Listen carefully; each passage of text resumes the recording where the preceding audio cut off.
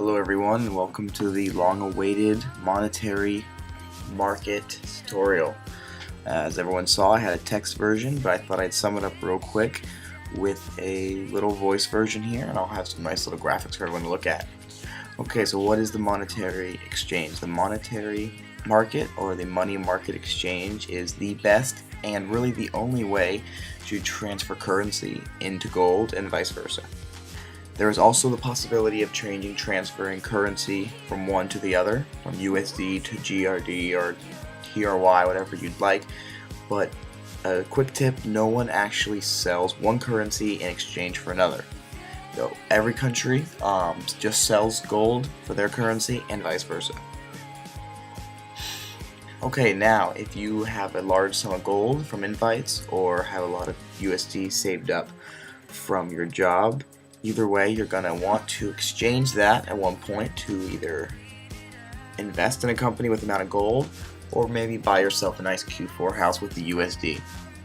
Now it's very easy to exchange money on the market, but there are a few ways you can actually make money from the market. I have outlined these three ways. The first way is method one, the buyer's market. In the buyer's market, you will basically survey the exchange rates and find anything that stands out. If the most common exchange rate is 0.02 gold for 1 USD and you see someone selling it at 0.19 instead, you can buy that up immediately and then you have made yourself a profit on the difference. You can then resell that same amount you bought for the recommended exchange rate, or the most common exchange rate I should say rather, and from then you've made a profit. On to the seller's market. Now the seller's market is slightly slower than the buyer's market, but it isn't quite as risky. In the seller's market you normally need a little bit more money in both accounts, and so what you do is you are basically becoming the person who sells it.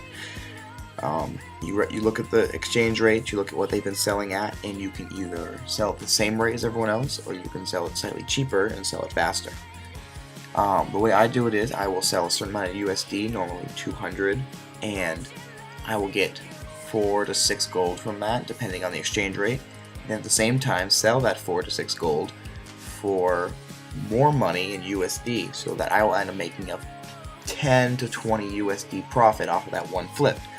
Now, it's not a lot of money, but if you're also able to do this 4 or 5 times a week, that ends up making a nice amount of profit. Now, method 3 I call the player's market, and that could also be considered the futures market. This is where people who have a good knowledge of the system, they do the stereotypical buy low and sell high. It's where you think you know what the market's going to do next. You think you know what people are doing, maybe what the government's planning, or you can see that there's a big boost in population and obviously the value is going to go up. Now this requires lots of buying and lots of selling at the right time. It is one of the riskiest markets, but there is a lot of room for improvement and you can make a large profit from that. Now there are a few special cases I'd like to point out before I wrap up here.